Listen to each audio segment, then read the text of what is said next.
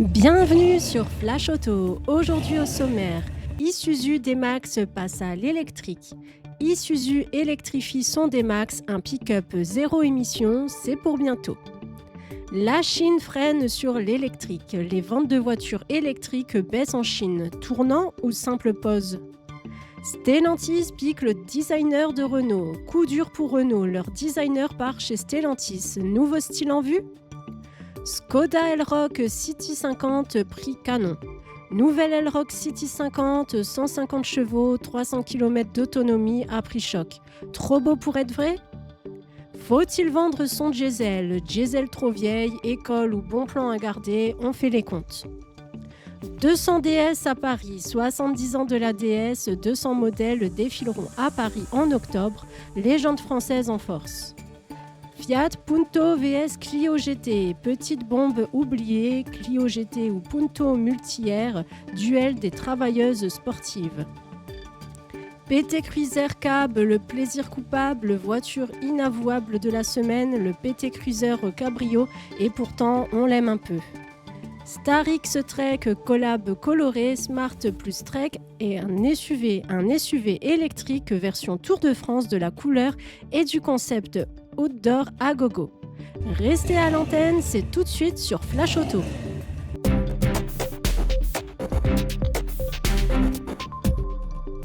C'est officiel, Isuzu D-Max débarque en version 100% électrique. Annoncé l'année dernière, le D-Max EV devient réalité. Isuzu mise sur la discrétion, seul un petit liseré bleu trahit sa motorisation électrique. Sous le capot, 2 moteurs électriques, 190 chevaux au total et 325 Nm de couple. Pas mal pour un utilitaire.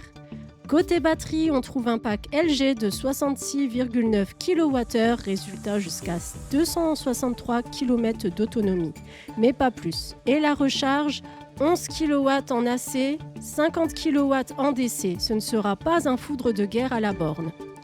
En revanche, ça reste un vrai pick-up. 3500 kg de capacité de remorquage, 950 kg de charge utile et il passe des guides de 60 cm sans broncher. Disponible en simple ou double cabine à partir de 69 900 € hors taxe. La garantie, 5 ans pour le véhicule, 8 ans pour la batterie.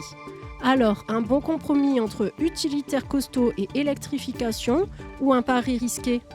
Les voitures électriques en baisse en Chine, c'est le paradoxe du moment.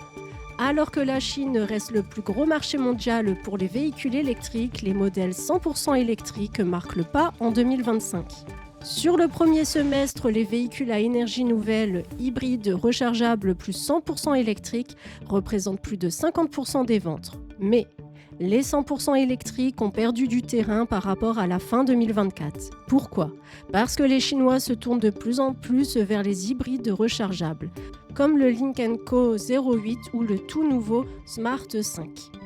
Côté chiffres, la Geely Xingyang explose les compteurs avec plus de 204 000 unités devant la BYD, Sigul et la Tesla Model Y.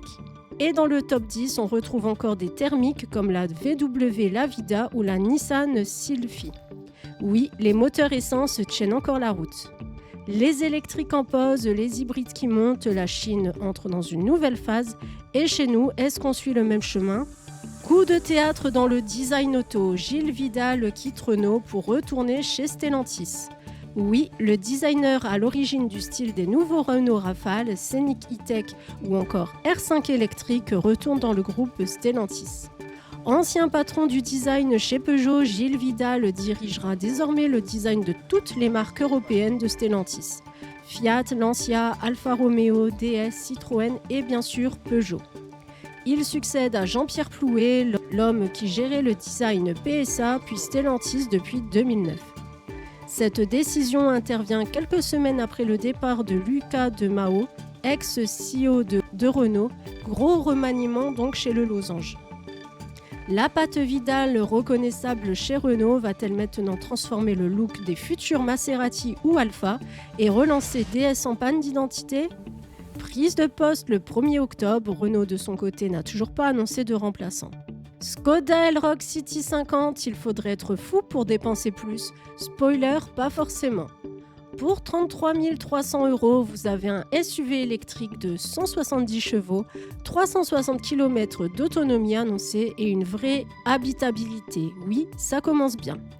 Batterie de 52 kWh net, conso moyenne autour de 17,8 kWh sur 100, soit environ 340 km réels et une charge rapide jusqu'à 145 kWh. Mais il faudra quand même être patient. En ville, parfois, rayon de braquage sur route, super comportement. Mais attention, suspension raide et freinage mou, pas trop confort. Équipement pas ridicule du tout. Écran 13 pouces, caméra de recul, clim jante 19 pouces, mais pas de conduite autonome niveau 2, même en option. Pour le coffre, 470 litres de base, 1580 max et les passagers arrière ne sont pas oubliés, même si le dossier est un peu trop étroit. En clair, un bon SUV compact électrique d'accès, bien pensé, bien équipé, mais pas sans compromis. Diesel, faut-il le garder ou s'en débarrasser ? On l'annonçait condamné, mais surprise, les ZFE sont en recul et le diesel roule encore presque partout, sauf à Paris et dans quelques grandes villes. Côté budget, le diesel garde des atouts, conso stable, prix à la pompe plus bas que l'essence et idéal pour les gros rouleurs. Mais attention à la décote, à partir de 3 ans, le diesel perd de sa valeur plus vite que l'essence. À 11 ans, un diesel vaut en moyenne 13% de moins que son équivalent essence. Et niveau entretien, c'est plus coûteux. FAP, vanne EGR, injecteur, pas question de négliger la révision. Alors que faire ? Si ton diesel est bien entretenu, peu kilométré et encore fiable, garde-le. Il a déjà bien perdu, autant en profiter. En revanche, s'il approche les 200 000 km ou si l'entretien est douteux, mieux vaut le revendre tant qu'il a encore un peu de valeur. 200 DS à l'assaut de Paris. Oui, la DS revient pour fêter ses 70 ans. Présentée en 1955, mythique pour son design, sa suspension hydro-pneumatique et son rôle dans l'histoire, à l'occasion de cet anniversaire, 200 Citroën DS vont défiler dans Paris le dimanche 19 octobre après une expo gratuite au parc André Citroën. Cerise sur le capot, un concours d'élégance jugé par les stars de l'auto, de la moto et des médias. Et pour les fans, la Monnaie de Paris réédite une série de pièces collector de 55 € à 470 € pour célébrer ce monument de l'automobile française. Petite nerveuse mais grande travailleuse, Fiat Punto Multi-Air 135 contre Renault Clio GT, laquelle choisir ? D'un côté, l'italienne turbo de 135 chevaux, douce et performante. De l'autre, la française à l'ancienne, 128 chevaux, sans turbo, mais un châssis affûté comme une lame. La Punto brille sur autoroute, 205 km/h, 8,5 secondes au 0 à 100, consommation contenue. Mais la Clio, elle, c'est le plaisir des routes sinueuses, une tenue de route redoutable et une fiabilité sans histoire. Fiabilité, avantage Clio, performance, avantage Punto. Et niveau prix, match nul, des 3500 € mais souvent bien kilométrés. Verdict, à vous de voir, moteur ou châssis, style ou simplicité. On a tous une voiture un peu honteuse, celle qu'on n'avoue qu'à moitié. Pour Olivier Page, c'est ça. Le PT Cruiser cabriolet, oui, ce truc entre la voiture de cartoon et le monospace coupé décapotable, et pourtant.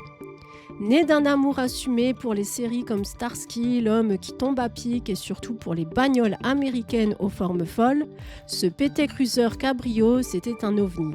Look rétro, aile galbée, une capote qui se replie en 10 secondes et même un 2,4 turbo de 223 chevaux pour les plus audacieux. Mais voilà, la presse l'a détesté, Top Gear l'a même élu, pire voiture de tous les temps, rien que ça. Et pourtant, Olivier Page avoue un petit faible, il ne l'a jamais conduite, et peut-être que c'est mieux comme ça. Quand un SUV électrique rencontre un vélo de course bariolé, ça donne une collab totalement barrée entre Smart et Trek. Voici la Smart 5 Edition Project One Icon couleur, un SUV de 60 000 € peint comme un vélo Lidl Trek du Tour de France 2025. Du fluo, des coups de pinceau brut et un storytelling sur la liberté, l'aventure et le lifestyle. 4+2 comprenait 4 roues plus 2 roues. L'apéro après le ride.